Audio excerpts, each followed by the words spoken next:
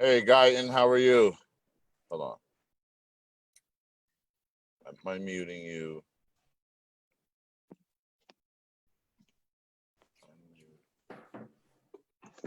Hey, Guyton, how are you?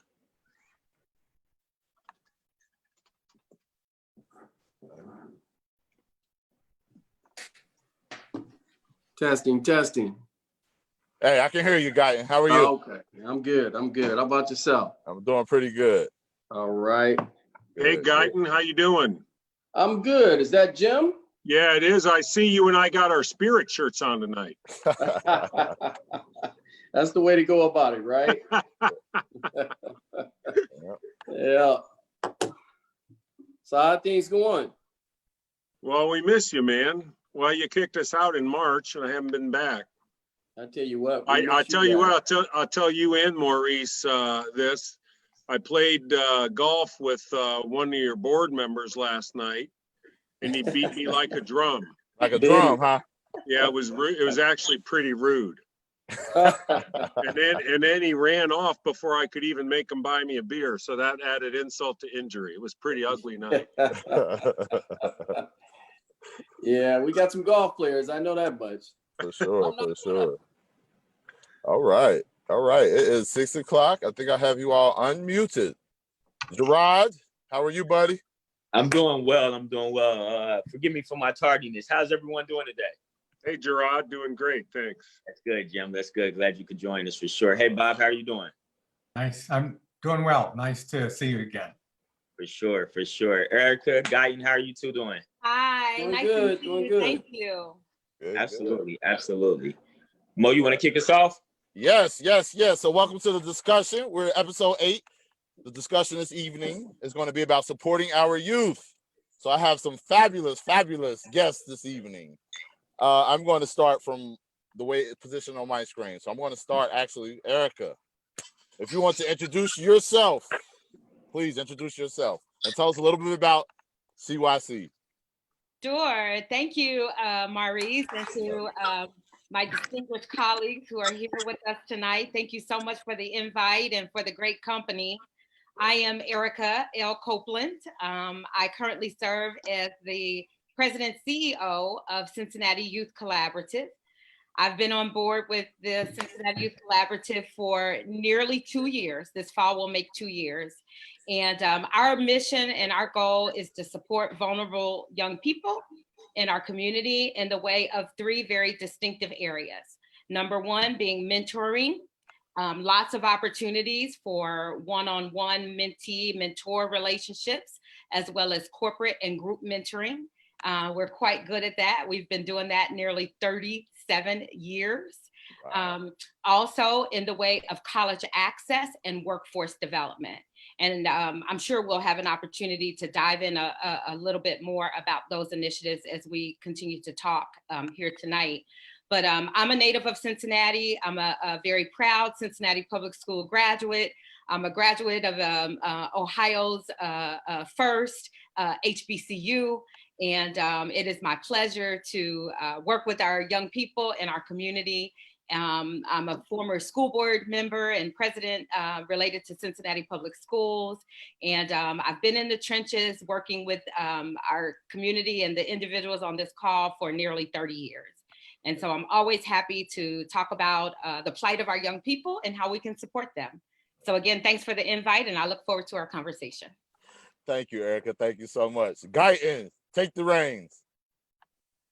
Uh-oh, let me unmute you. Let me unmute you. You may have to unmute yourself. Hold on.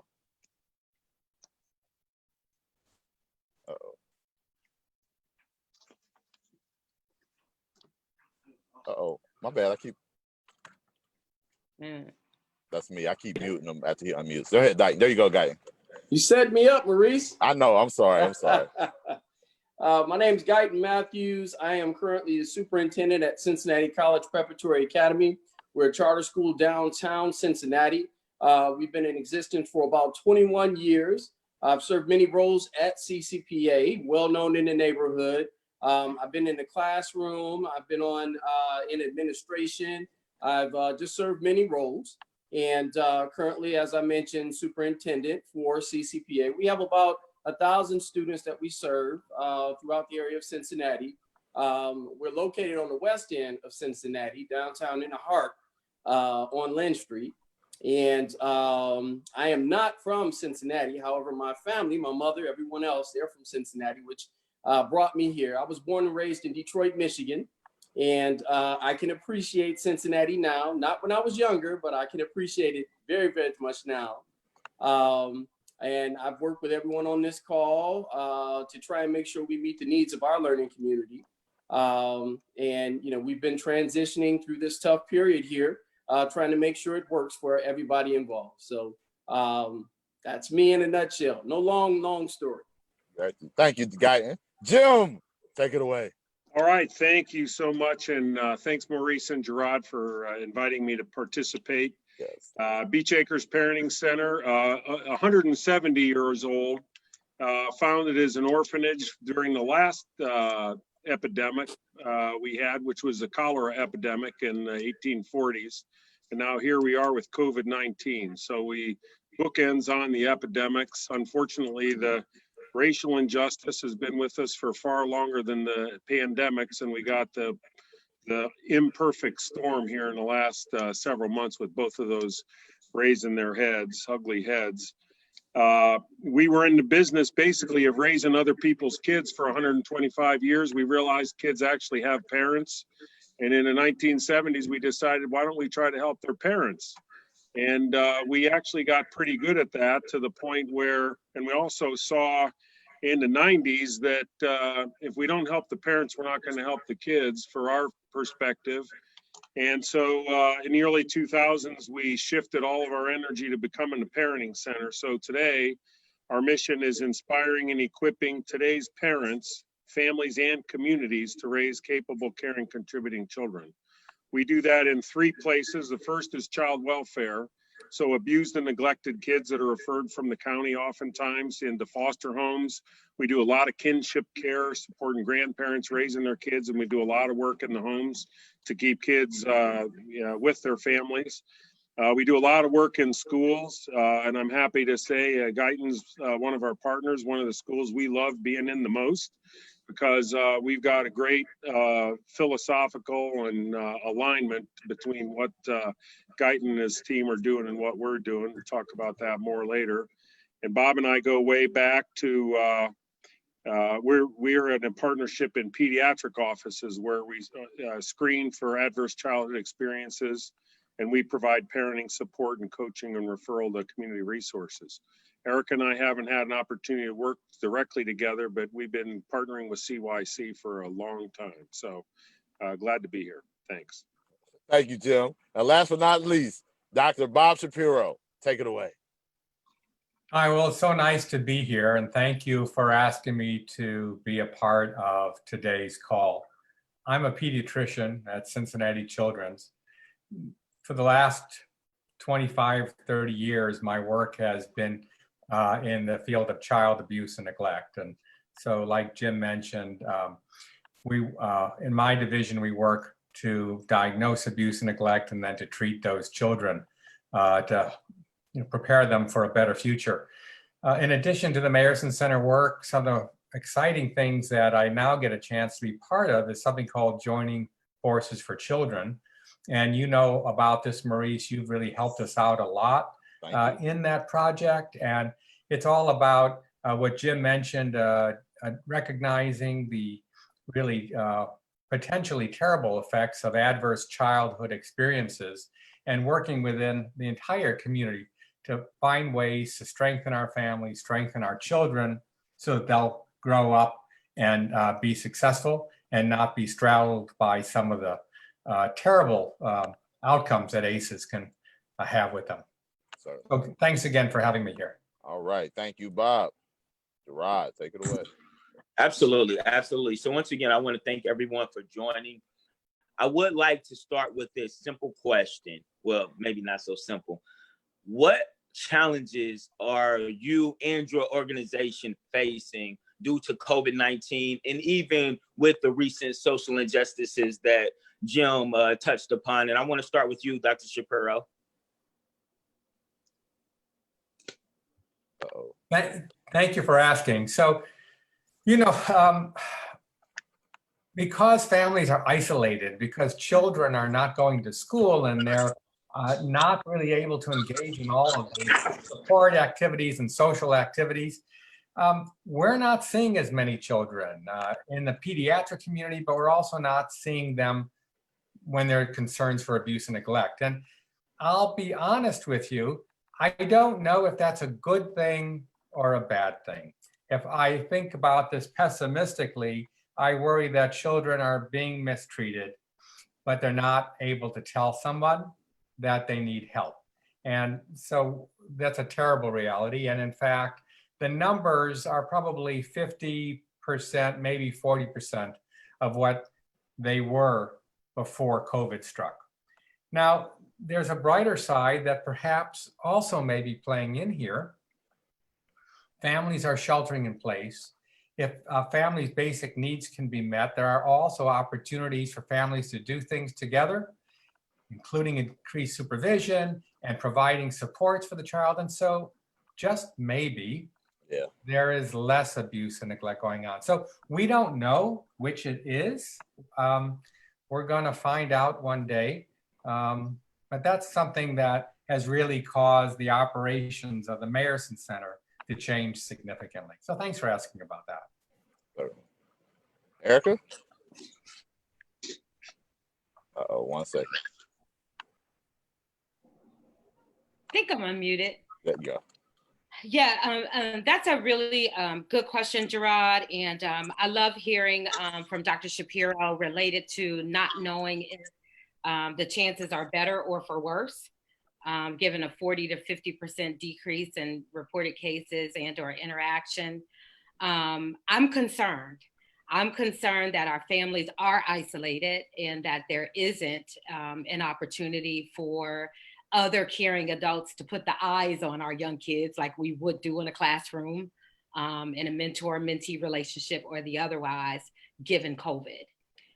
So one thing that CYC has recently done is to re-implement something that we call our Mentoring Assistance Platform, or MAP for short, which gives our mentors and mentees an opportunity to interface remotely. And mostly dealing with young folks who are elementary age through high school and some college age students, but that face-to-face interaction can help us ensure that if there is something visible in the way of neglect and or especially abuse, we're able to detect that and we're able to report that accordingly. So that's one big challenge. You know, we miss our kids so much. We miss our kids in the classroom. We miss them on the school bus. We miss them in the lunchroom. You know, any way that we can interact with our young people, it's been extremely hard given COVID. It's a challenge on a daily basis, even to ensure our mentors and mentees have ways that they can hang out on a Saturday afternoon, have a video call or the otherwise. So that's one of the biggest challenges that we face.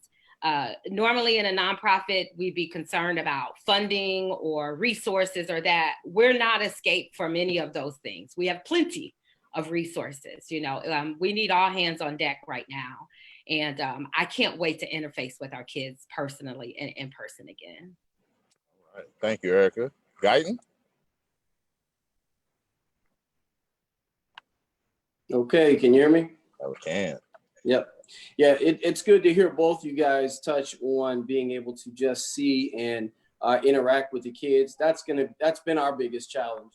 We miss our kids. You know, we provide a safe environment for our kids, and you know, of course, academic is top concern. But when the kids walk through the door and we see the smiling faces, and you know, they feel safe, you know, as they're in our building, you know, we're able to interact with them, communicate with them. And they feel that love that they get on a daily basis when they come into our environment. You know, going remote and because of the COVID virus, you know, that's been difficult. Our teachers have done a wonderful job still going out and making sure they're connecting with the students on a daily basis, through Zoom conferencing, and we all learn how to do Zoom or Google Chat or what other formats are out there that, you know, we're all becoming more and more familiar with. Yes. But, you know, that's the challenge. When we talk with our teachers, when we talk with our parents, you know, they just all miss us. And, you know, so we look for ways to make sure that, you know, we stay connected. We've been able to go out to homes and visit homes and practice social distancing, but still be able to connect with our students. And those that may not have logged in or may not have had that connection with the teacher, we're knocking on the doors and finding out, you know, what barriers may be in place. Technology initially was a barrier. Being able to make sure that, you know, we had one-to-one Chromebooks for everyone. And then also being able to get the units to our families.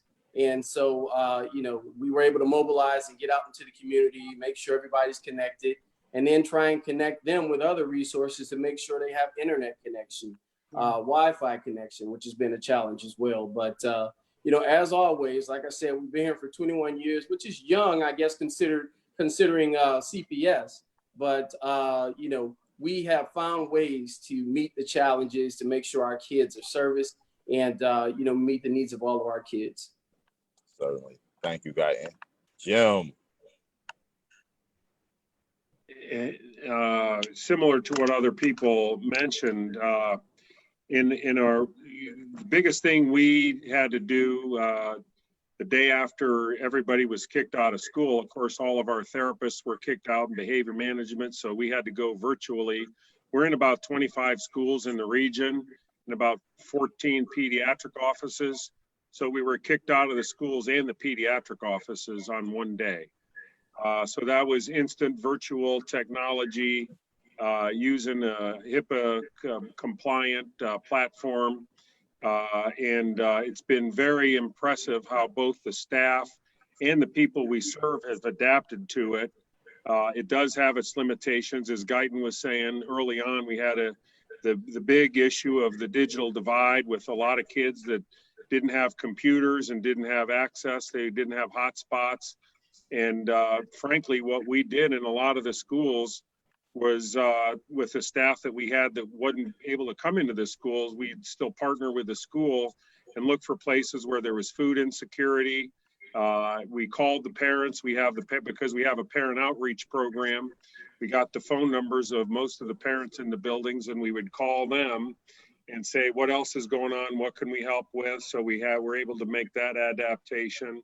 And then also, it was interesting early on, they were less interested in needing the mental health services because I think there was a little honeymoon period with the kids. But as the weeks wore on, they're like, hey, reaching out, hey, wait, I remember when you Right. throw me a bone out here. I got a problem with my kids. So It's picked up in slow in March and in mid-April. It's really picked up in April and May. But we've had that same issue. Our folks just want to get out there and be with the kids. That's what they're in the field for, and the parents. And so it's been stressful too for the staff. Thank you for sharing, Jim. I'm Maurice JeRod, fire away. Hey, Jim, just to follow up, what's been going on, even with the riots and things of that nature, has there been any resources or tools that you've been able to offer parents in regards to talking or coaching, I don't want to say coaching, but talking to their children in a time such as this? And I'll just send that across the board. Yeah, that's a great question, JeRod. And, you know, the challenge that we have is reaching large numbers at a time, but on a one-to-one basis, which we are able to do over the phone and with the technology when we're able. It very much is, people are so stressed out. I mean, the anxiety level across the board is extremely high. Parents want to protect their kids. They're afraid of them going out into the streets. What might happen to them? That's obviously a big thing. What do I say to my kid? How honest do I be? They see the stuff on TV. And our number one thing that we do is acknowledge the pain and appreciate that. And the difficulty, no parent should ever have to see their child die on national television. It's unbelievable. Mm-hmm. And so just recognizing that pain that African American Black parents particularly are experiencing now is really a very, very big deal. And that's job one, is having people know that we hear that and see that. Then from a point of compassion, then you can go to, you know, some problem solving and what are the symptoms your child's having and how can we provide some structure? How can we provide reassurance? You know, yeah, help to understand how conflicts arise, the importance of having voice and standing up and doing so in a way that's safe for you and recognizing when things are dangerous. So all those things kind of go into the playbook in terms of one-to-ones that we have with parents and helping them be prepared to talk to their kids. Certainly. Thank you. Guyton? Yeah, I think that one of our biggest things is our parents and students. We've got a connection with them. We serve grades K through 12. And a lot of the kids that have been in our building, I've seen, for example, we just had a graduation class of 42 students. And out of that 42, about 60% of them were with us from kindergarten all the way through 12th grade. So that's some solid relationships that we've had, that we've been able to continue to reach out with and have conversations with our students just about what's going on, you know, social injustice, to stay, you know, aware and, you know, be knowledgeable. And so a lot of the students are still keeping in touch with their teachers. Teachers are reaching out and setting up conferences and Zoom sessions to just be able to, you know, process what everybody's going through right now. It is a tough situation to go through. And then, you know, fortunately, before, you know, the COVID virus, we've had some relationship with District 1 and with our school resource officer. And, you know, the officers have been in our, you know, on our campus, been in our lunchrooms, been in our classrooms. And so, you know, I believe our students know that it's not all police that, you know, are bad, but you still have to have that conversation and talk through it so that they can, you know, understand the differences. We encourage our parents to have these conversations. We'll be setting up some platforms here soon where we'll have weekly conversations led by our teachers and building leadership team. We're doing the same thing with our staff as well. Our staff has to process this. You know, as in Facebook and social media is very, very prevalent. We need to make sure we're touching base with our staff to make sure that, you know, we're following our social media guidelines and that we're talking through issues so that, you know, our learning community is culturally aware. And we've been working on culturally responsive classrooms as well. So it's going to be a lot to learn. It's an educational opportunity when we get back into the classroom, you know, to have discussions, hard discussions, to make sure, you know, everyone can process this. Thank you, Guyton. I think it's important to mention that staff needs support as well. I'm gonna go to you, Dr. Shapiro. Yeah, well, thank you for asking. This is a community-wide need, and as through joining forces for children, we've been reaching out to all of our community partners to help create and to make available resources, how to talk to your kids about this scary stuff that's going on, how to talk to them about racism, what is the lens that they should be looking through, how can they feel safe, for instance, how can parents provide them with reassurance that they are there for their kids, and also opening up ways and channels for kids to talk with their parents and ask questions. Don't bury this, but confront it, face it, and then not to forget about the positive, and to also include the things that are positive going on in their families right now and what they can do that's good. So both parents and kids and the staff from our local organizations all need support during this time. Something that we have done is we've prepared some guides for teachers that they can use to frame and structure phone conversations or Zoom conversations with their students and with their students' parents. How do you begin this conversation? How do you answer these questions that often don't have easy or great answers to them? So these materials are available on the Joining Forces Facebook page or on our Joining Forces for Children website. Certainly, I'll be sure to share that information on the Facebook feed as well. So Ericka, I saved you for last because I have an additional question to ask you. One of our listeners asked, Related to the current spotlight on racial justice and how boys and girls of color are policed differently than white counterparts in schools and public, etc. Curious how CYC prepares white mentors to understand racial inequities so they do not unintentional harm to kids of color with microaggressions, etc., and can better support their mentees. Just unmuted you. You may want to unmute yourself. There you go. Am I unmuted? Okay, good. Yeah, this is such a rich conversation, and I think long overdue. And I'll have to be honest with you all, very personal for me. I am an African-American woman. I am the mother of a young African-American son who's 22 years old, a recent college graduate who's just returned to our community. And I've had these conversations with him, his friend group, and every young person that I've encountered for the past 30 years. So this isn't new to us. This is a part of our daily lives. You know, the conversation is prevalent and real. With that said, I view things personally and organizationally on behalf of CYC from two standpoints. Number one of empathy, one of understanding and being honest about the challenges that our communities are faced with. And then number two, with action. And so I think it's a fluid decision. No one organization can do anything alone. And so I stand side by side with my colleagues here. I rely on partners to provide mental health support.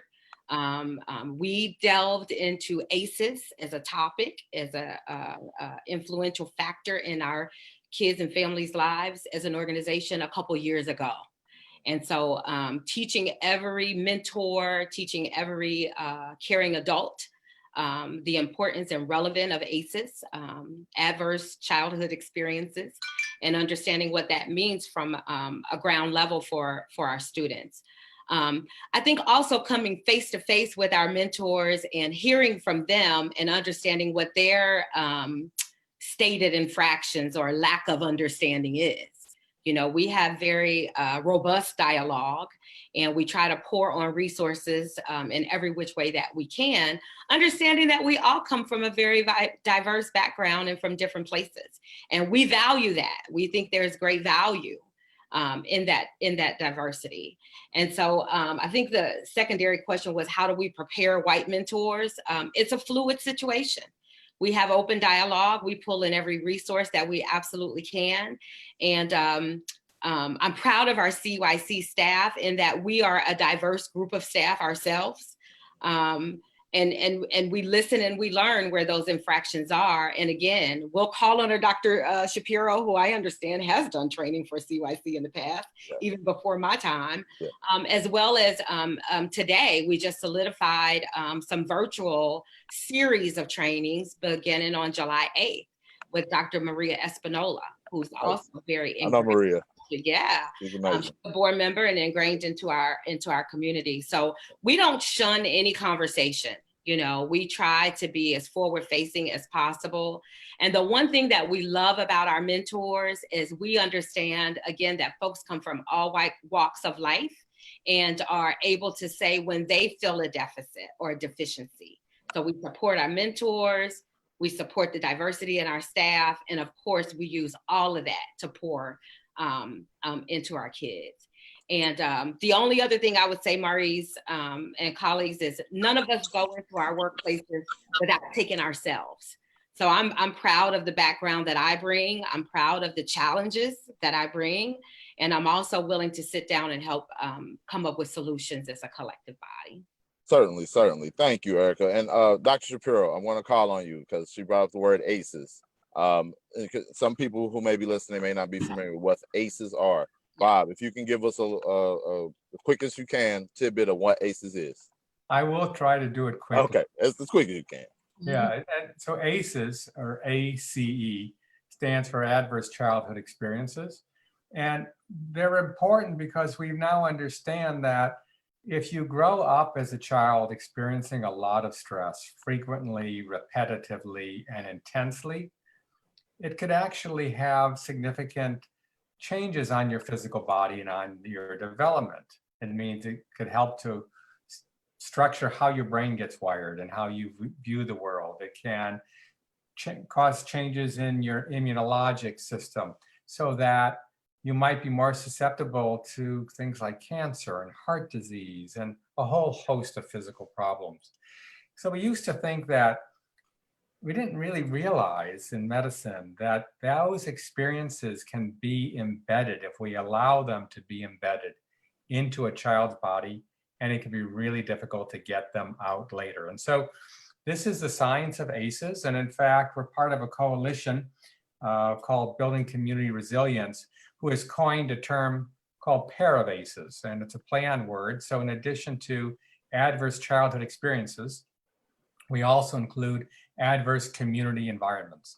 And they're just as important, and anything that causes a child to experience too much stress, like experiencing racism, which is right front and center today, exactly. These all can have really negative effects.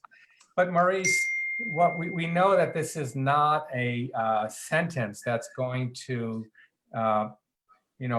predict that a child is going to have an unhealthy life, because we know that the positive experiences in life actually are more important, but we have to nurture them. We call these the protective factors. And by not only reducing, if we can, the number of diversity and scary things that happens, but if we can help families and community, help kids grow up to be strong, have confidence and resilience, they don't need to be affected by ACEs. So that's it in a nutshell. Certainly. Thank you. Guyton, you want to chime in? Well, in regards to ACEs and how CCPA deals with adverse childhood experiences? Sure. Well, we do have our school-based health center and our partnership with Beach Acres as well. And our teachers have been trained in, trauma and, trying to be able to identify and make sure we connect our students and our parents with, resources to be able to deal with some of these issues. The Beach Acres is very, very important because, our partnership with them during the COVID and now with some of the social injustices going on, and even prior to that, behavior and social emotional, we have a parent specialist on campus that connects with our families and works with our families. They'll visit the home. They'll try and figure out what they can help them out with, what their needs are. And so, again, just connecting our parents with resources so that they can help fill the need while we focus on the academics in the classroom. And then it's important too, and we talked about it once again, or a little bit earlier, about making sure our teachers are aware and can recognize and identify and, find assistance for students and for families, so that we can remove barriers and focus on academics in the classroom. Certainly. Thank you, Guyton. And then Jim, I'm gonna have you chime in with your partnership with CCPA. Yeah, it's great. And I think the thing that is so important, and what I think that Guyton and his team and with our partnerships been able to do, when a lot of kids have experienced adverse childhood experiences, and the more of them that you experience, the more toxic stress builds up in a child's body. The most important thing is to have a safe place, to have an environment where the child is nurtured, empathized with, understood, in a place where they can be themselves. And even when they have behavior problems, to have those behavior problems not punished, but understood in the context of how that child expresses the pain that he or she is experiencing coming out in the trauma. So what we've done with CCPA, with staff playing different roles, from therapist to behavior management person to parent outreach, is that we, in peer support for parents, as we cover the gamut of it, the point is, how do we take the whole child's living context, the school, the community, and the culture of the school? Because at CCPA, we have a program called the Character Effect, where we're actually teaching mindfulness and character strengths combined. So, and we have seen when kids, early on in the school year, when we first started going there, kids would be sent to the principal's office because they'd flip out, they'd throw a chair, they'd do this, that, or the other thing. But in partnership with the principals that work for Guyton, and the classroom teachers, and training the teachers in self-care and their own mindful strength practice, we now we're affecting the environment in the school, where one of the principals that works for Guyton told me her number of disciplines coming down to the principal's office have decreased from several hundred to something like 25 over the course of a school year. It's mind-boggling, because they know they can go to the reset center to manage their own feelings, and that children are empowered to be in management of themselves, because they know the adults have their back, and they're then teaching them the skills for self-management. It's been great, but it takes the teachers being on board, the parents being on board, the kids being on board, and the most essential is leadership, that the leadership gets it. So that's key. Certainly. Thank you, Just Jim. can I chime back in real quick on Yes, that one? sir. Yes, sir. Yeah, just, the importance of the relationships that, the relationship building that our teachers have with the students. When our teachers recognize there's an issue, it's easy to jump to, well, it's a behavior problem, and, he needs to go to ISS or one of those situations. What we've really worked toward is to try and find out, well, why is the child actually reaching out to you? Why is he acting out? What's causing this? And, through relationship building and through, just conversation, you're able to identify that there's something deeper going on here, and we need to be able to address it. And that's where our connection with Beach Acres comes into play, where they can actually sit down and, diagnose if necessary, or we can teach self-management, where if a student is having issues, they can go to, and Jim mentioned that, a reset room where they can sit down, calm down, work with different things until they're ready to talk. When they're ready to talk, we can sit down and figure out what's the problem, and then get that student back into the classroom so we can focus on academics, or put some things in place, some coping mechanisms in place, so that, the student learns how to deal with, conflict resolution or anger issues, things like that. And so it is very important that we have these resources there. And I can't say enough about that partnership with Beach Acres. And then we also have some things with the YMCA and the Boys and Girls Club as well. They work on these things before and after school to make sure our kids' needs are met throughout the day. So when they're not with us, they need to be in somebody's hands that, cares for them, and, the learning continues until they get home to their loving families. Certainly. Thank you, Guy. And then Ericka, if you want to chime in, because the great work that CYC does. I mean, when I first learned of ACEs, CYC, I was a mentor. I realized the impact that I have as a mentor to youth. If you want to talk a little bit about that. Uh-oh. Yeah, I think it's important to echo what the other gentlemen have said about being leading partners in the community and our mental health support. And so our biggest partner is Cincinnati Public Schools, though we serve 3 other districts across the region, a total of nearly 6,000 young people in a school year's time. That's a lot of young people. The districts have been amazing with mental health supports. One great example is the city of Cincinnati Children's Hospital and their support of putting health centers in each of our schools, the great majority of our schools. And I used to know that number. I think it's like 22, 24, something like that. But amazing. I remember when there were none.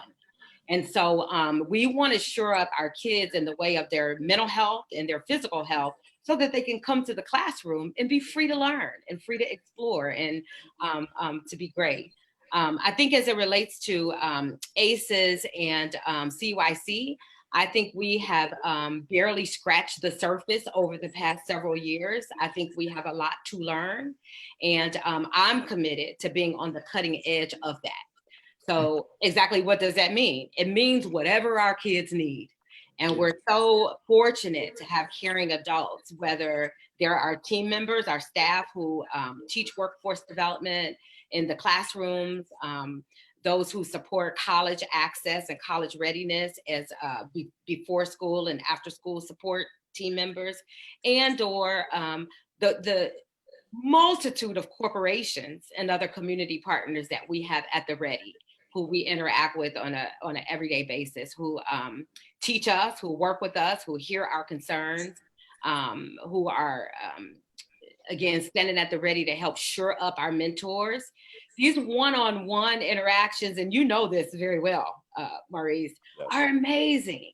And so when you have that one-on-one interaction with the student, or that relationship that you are able to build, we hope to, as an organization, support you in a way that you can go to what resource you need, or you can pick up the phone, or again, use our mentor assistance platform, or MAP for short. You know, so when there is a pandemic like COVID, no one was expecting anything like this. Right. But No I'm so excited to report, and I do this all day, every day, you know, that our caring adults have just been there for each of our kids when there was deficiency in equitable access, whether that's to internet or the otherwise, food insecurity even. We have been able to pivot and demonstrate that, again, we're a collective community where we have to put ourselves in the ready with one another to support our families. Perfect. I hope that helps. It does. And really quickly, before I pass it back to JeRod, Ericka, I had one question. One of your YP board members asked you to speak for the need for mentors. And are there kids waiting? Yes, there are kids waiting. And if I had a chance, and maybe I'll do this before we hang up, but I did just get an update on that maybe 48 hours ago. We used to have dozens of young people awaiting mentors. We've cut that list, I want to say, by more than 50%. So right now we don't have a lot of young people waiting, but what I am concerned about is the discrepancy in the communication. We've not been present. You know, we left the building hurriedly. I can tell you the date, March 17th, a day before the public schools closed. And we've not returned. We've done our absolute best to shore up every relationship. Our Med Mentors is a great program where the medical students at the University of Cincinnati support our elementary age students. Well, they had to leave the city too. I've even had conversations with at least 2 of the 12 who have wanted to be in touch with their mentees, and we've been able to shore that up. But here's the opportunity. It takes 1 hour a week, you know, 3 hours a month, however you want us to divide that, to be a caring adult in the life of a young person. And so we are actively recruiting mentors today and every day. And there are lots of students, even as we think about how we'll return to school in August, how we'll get through the summer, how young people are used to having summer feeding sites that may not happen, interactions in our CRC rec centers, even our Saturday Hoops initiative. And I could spend an hour talking about Saturday Hoops, you know. But yes, there's always the need to recruit mentors. And so I would implore us all to call 513-363-5200. That's the number to Cincinnati Youth Collaborative and/or cycuyouth.org. Gotcha. At any time. So we're always actively recruiting. Thank you for the question. Thank you. And while I'm just going to roll right into Guyton, are there any volunteer opportunities to support youth at CCPA? Absolutely. There's many volunteer opportunities. We're always looking for volunteers and mentors. Our school resource coordinator, Andrew Granieri, has done a wonderful job putting our program together. You know, we are looking for mentors to come spend time. Now, we're trying to figure out what that looks like when we come back to school. Reopening opportunities. Our reopening plan is possibly, we're looking to have at least one day where we can have mentors and volunteers come in and spend time with at-risk students that are identified that we can pair with a mentor. If you are interested in being a mentor at Cincinnati College Preparatory Academy, please call us. Reach out 513-684-0777. School resource coordinator Andrea Granieri, or you can ask for any building principal, and we will connect you with, you know, a student. We have 1,000 students at our school, and if we could pair everybody with a mentor, that'd be awesome. That's great. And then, Jim, anything you want to add? Yes, I do. Thanks for the opportunity, Maurice. If mentoring a youth is not in your blood, if you want to help a foster parent, Since we are a parenting center, we don't do the direct mentoring for kids. But as Bob said, there are a lot of kids out there with the child abuse reports down 40%, but we know kids are still at risk. And when this all opens up, there's going to be an increased need. You don't have to go through all the training and become a foster parent. You can be a respite provider, and that means helping a foster parent get a break from now and then. And if anybody's interested, they just go right to our website, beachacres.org, and there's all kinds of information to learn about the ways that you can gradually just get involved a little bit by supporting abused and neglected kids who are in foster homes. Thank you. And Bob, and then I'm gonna kick it to JeRod. I've got one thing to say, Okay.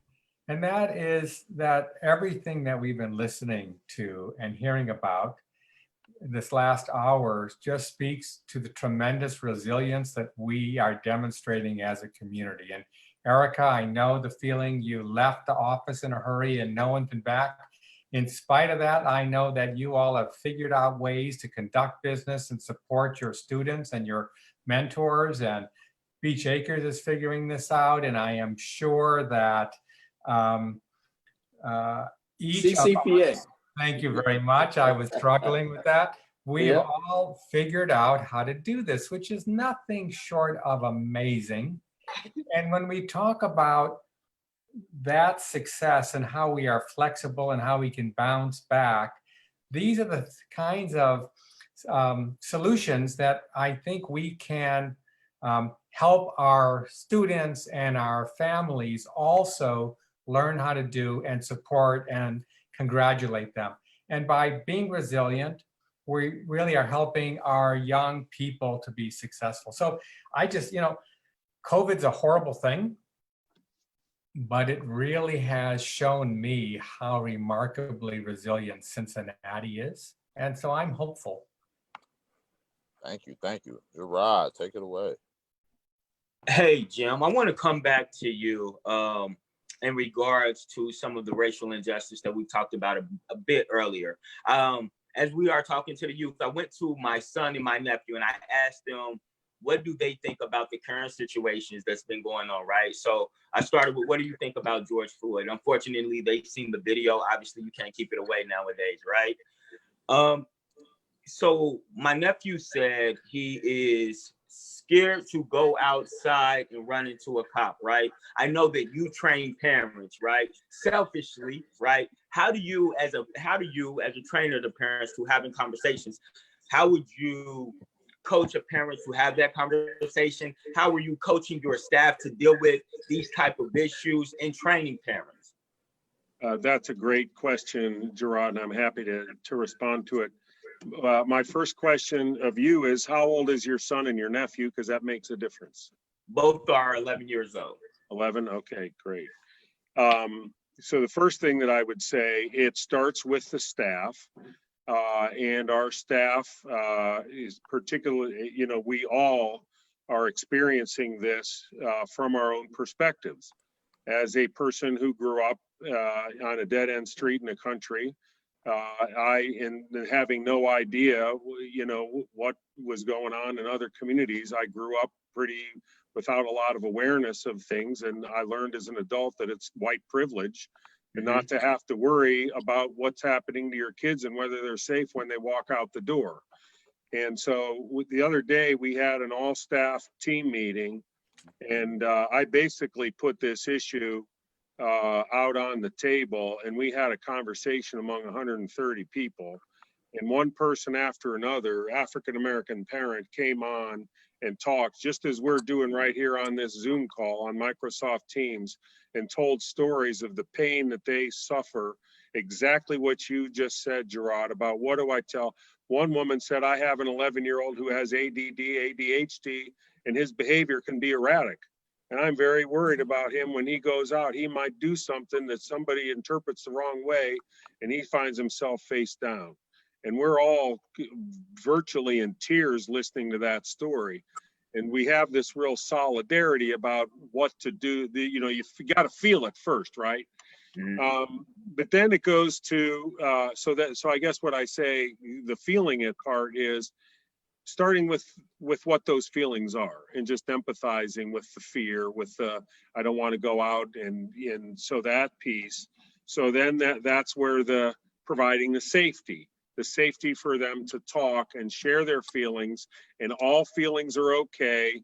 It's no, you're not a fraidy cat. You're not a this, that, or the other thing. Total 100% acceptance of any feelings.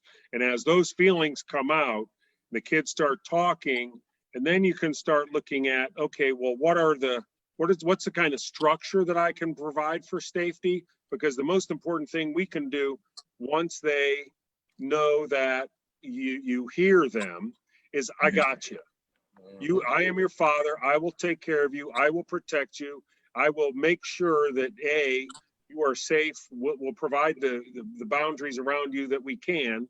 And also that when you do go out, you have learned some skills for things to do. And you probably know a lot of them, what you need to do to keep your hands out there, to talk respectfully, and I think the other part that's really important to us is helping kids realize and ourselves realize we all come from our own perspective, our own implicit bias. Everybody has it. We all have our prejudices. You know, I got my dead end street perspective. I got to open my mind to what's out there. And just having that, and that most of how people act out and act inappropriately is because they're afraid. And we're afraid of something happening to us. And it's sort of like the survival thing. If I don't protect myself by, the fight flight piece, and I've had this conversation with my own grandkids, 16-year-old grandson. When you get scared, what do? We either run away from the bear, or you fight the bear, the basic brain science that Bob talks about. And so it's basically teaching kids how to respond and knows that your feelings well up, and that's some specific tools and skills you can use in a difficult situation. And what we teach, our approach is called natural strength parenting, which basically says all kids are born with certain God-given strengths. My job as a parent is to help that child see what his strengths are and use those strengths to solve problems in real time. We use the VIA character strengths. People can go to viacharacter.org, viacharacter.org, and take this tool, and you'll see that it's 24 different character qualities, and these will pop up and what your primary ones are.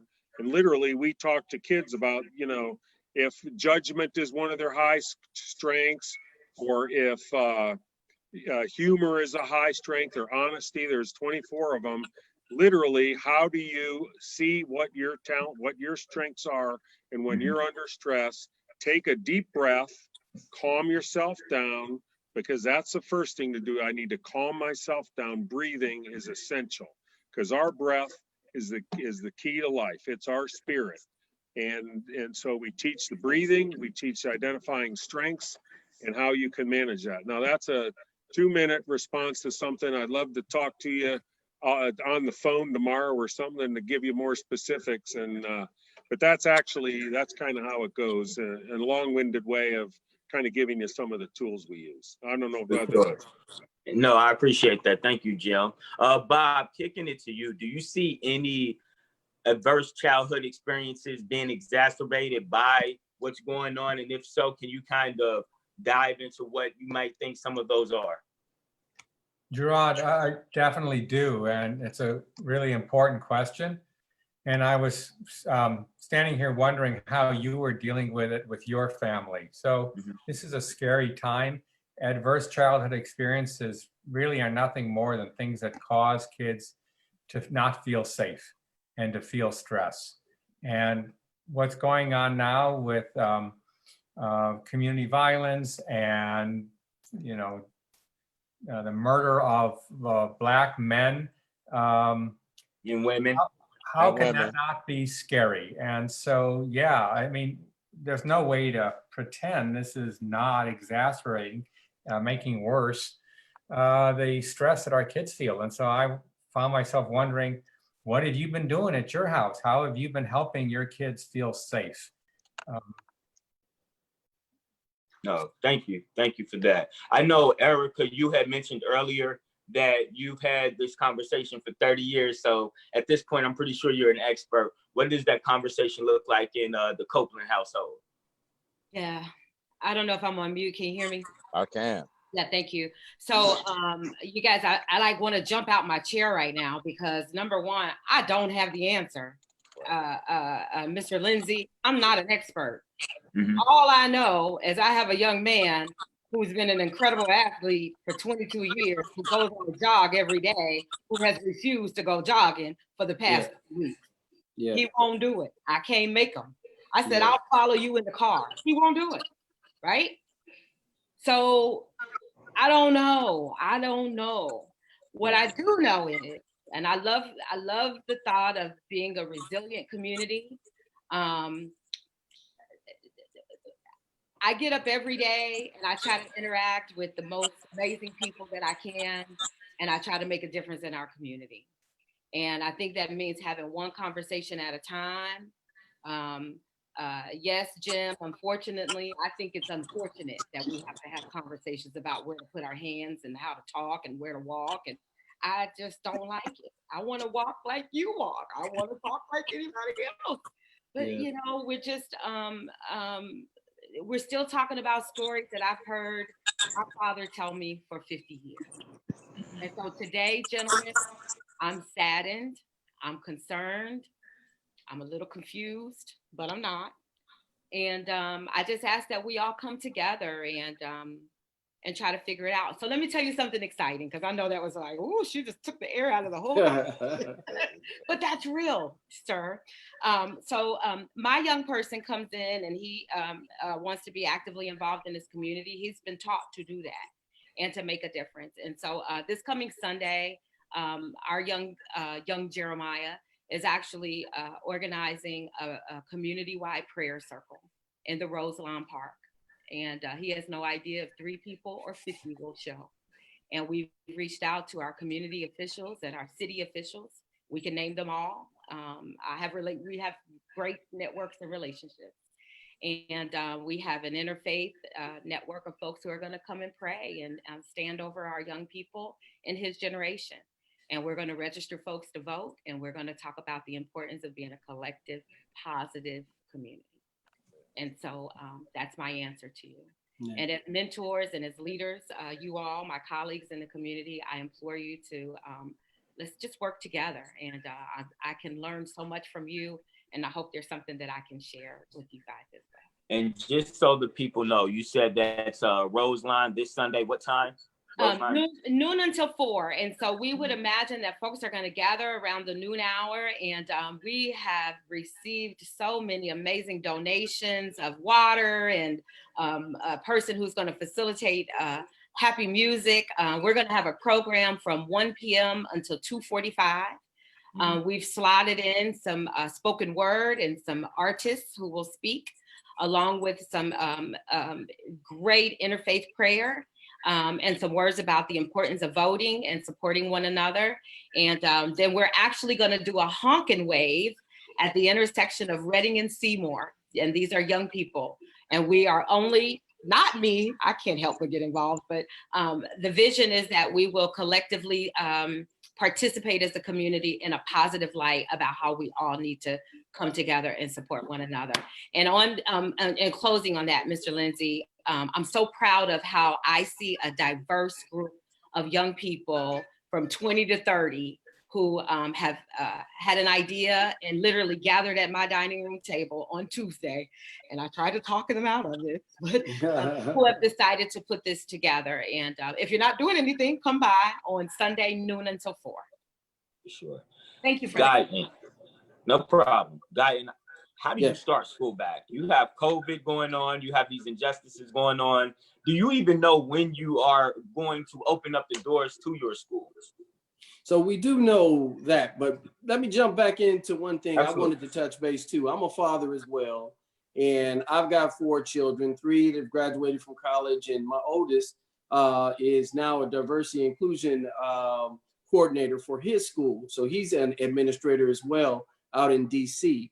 And it's amazing to be able to have conversations with him about how they're putting together, either these different Zoom conferences to talk through issues, or they're putting together a march and they're actually participating in protests. He's been sending me pictures and things like that. Just very proud of him. And I've actually participated in some of his Zoom conferences that he's put together. So he's very active, and so are my other children. But I've got a 14-year-old who, very similar to you, Ericka, an athlete who is, my way or the highway with an attitude sometimes, a teenager, and he's getting ready to learn how to drive. And so we've had to have that conversation and how to respond in, certain situations. And it's tough. Like Jim said, trying to teach your children, how to, during a stop, what do you do?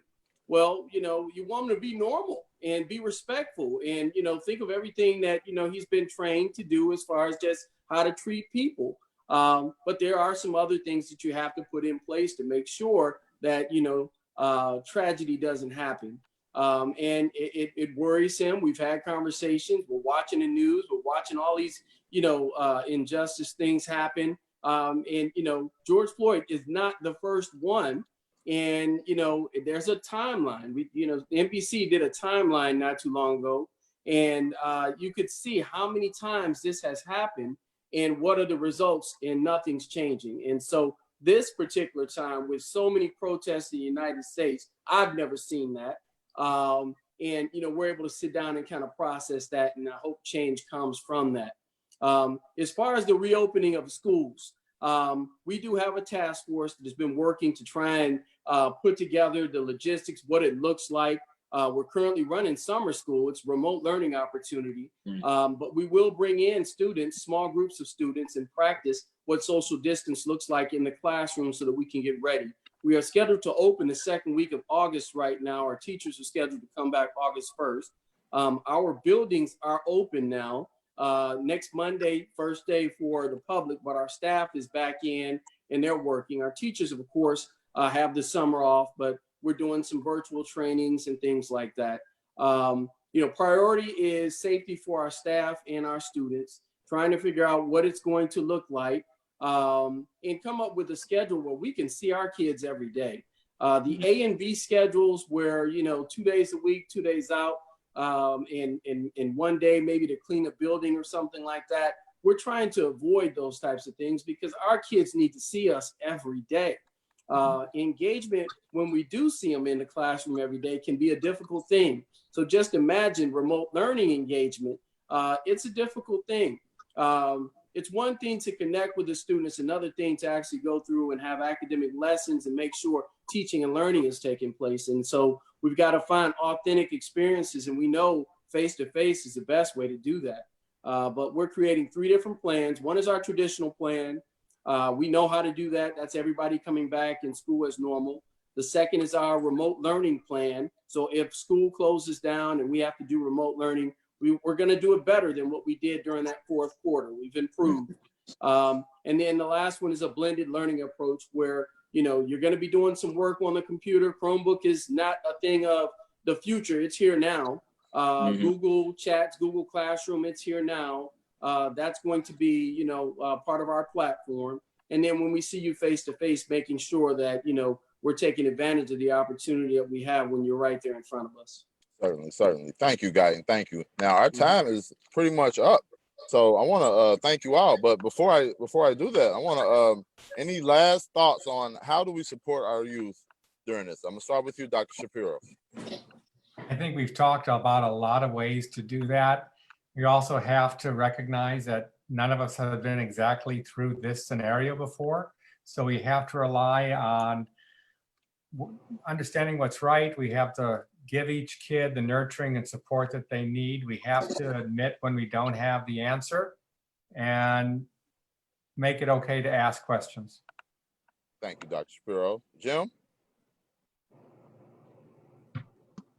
Yeah, thanks. Yeah, thank you. I think this has been a great conversation, and I think I would boil down what you said to we need to listen to them and empathize and know that they need to know we hear them and what they're feeling is natural, understandable. We need to provide that safe place for them, whatever that means, a sense of belonging, sense of being loved. And third thing is to teach those skills for how they can make judgments, understand what their natural gifts are and how they can bring those to solve problems in real time. Thank you, Jim. Ericka. Yeah, all of the above, of course. Of course. I think that we are obligated to prepare our students for what's next.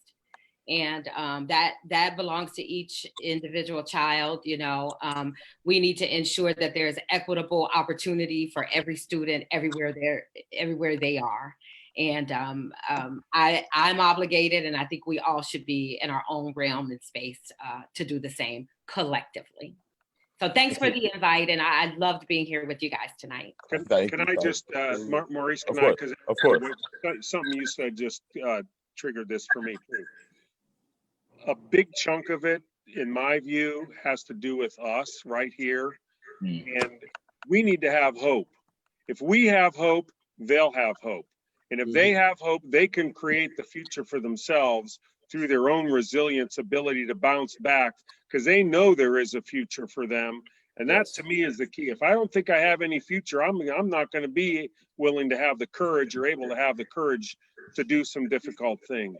But I think that hope and that love has got to be at the center point of every communication, that you can make it through this. You are strong and you can do this. And I am here to help you. Certainly. Thank you, Jim. And Guyton. Yeah, I would agree with everything you guys said. I really appreciate being on the program this evening. Great conversation. I would just, look at everything and look at it as an educational opportunity. It's a way to have conversations with our kids. Don't sweep anything under the rug. We talk as much as and learn as much as we can about COVID. We talk as much and learn as much as we can about social injustice. And then that resiliency piece comes in. If they don't learn when they're with us, they're going to get it somewhere.